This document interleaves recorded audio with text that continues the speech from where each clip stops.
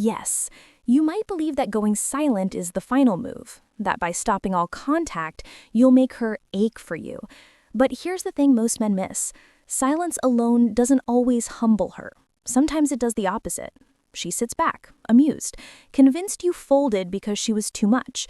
And in that private smile, she feels a curious power, a delicious certainty that you're the one reacting. She watches the space you left and fills it with the story she wants to tell herself.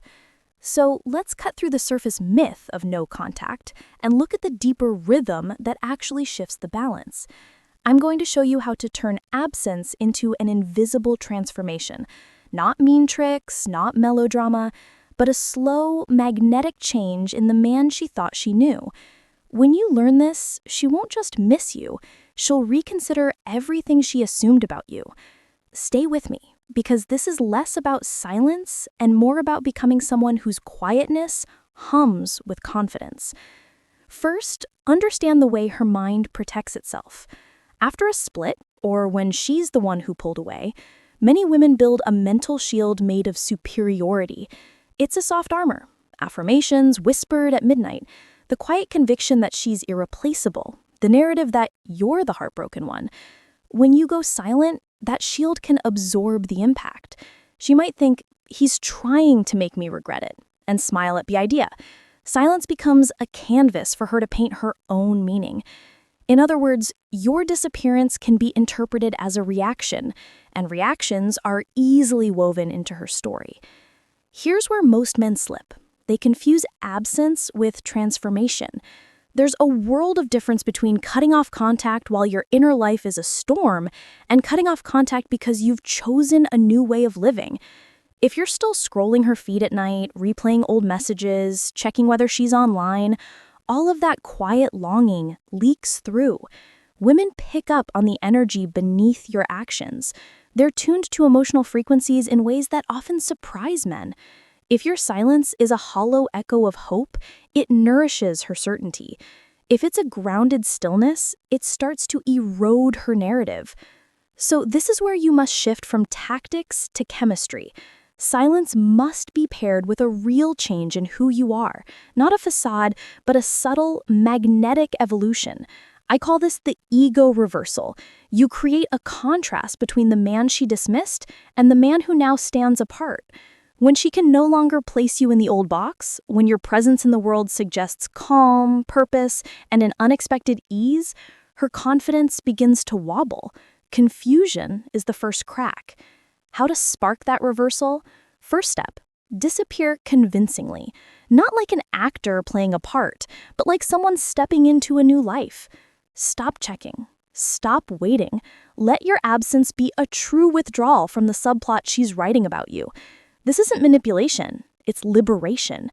Imagine the image of you not chasing, but breathing freely. That picture unsettles her because it denies the drama she expected. When your silence is matched by inner peace, it becomes an unfamiliar truth she has to reckon with. Second step, rebuild quietly. When a relationship frays, it's often because your center drifted. Reclaim it, improve your bearing, yes, but more importantly, deepen your purpose. Learn something that expands your mind. Hone your body because it honors who you are, not to show off. Reconnect with friends who reflect your values. The transformation that matters is internal. The external changes are simply the side effects that she'll notice in passing. A new haircut, a different laugh, the way your shoulders sit when you walk. Those small shifts register as evidence that you've become someone she no longer controls. Third step, stay silent but visible. I'm not telling you to vanish like fog. Let the world see you living, but on your terms. Let whispers travel through mutual friends. Let your calm progress be noticed not as a headline post aimed at her, but as the natural consequence of your life. There's a certain cruelty in loud, performative moving on. It reads as theatrical. What lands is the quiet art of being seen living well. When she hears, indirectly, that you're thriving, the effect is less defensive and more piercing. She becomes the observer for once, and observation breeds questions. Fourth, replace her in your mind. This is the part most skip because it's the hardest. Stop rehearsing her in the quiet rooms of your head. Redirect that energy into pursuits that reward you. Let your thoughts find new lodestones: music, craft, movement, friendships. Each time your brain seeks her, gently pull it back to something that grows you. Over time, the neural habit erodes. This isn't heartlessness, it's recovery. Paradoxically, the moment you stop circulating around her emotionally is the moment she senses the loss of influence. Nothing dismantles a person's ego faster than realizing the person they thought owned your attention no longer exists in that way. Fifth, reappear, but not as a comeback. This is the culmination, and it usually happens without fanfare. You don't stage a dramatic return. You simply exist in environments where your new life naturally intersects with hers.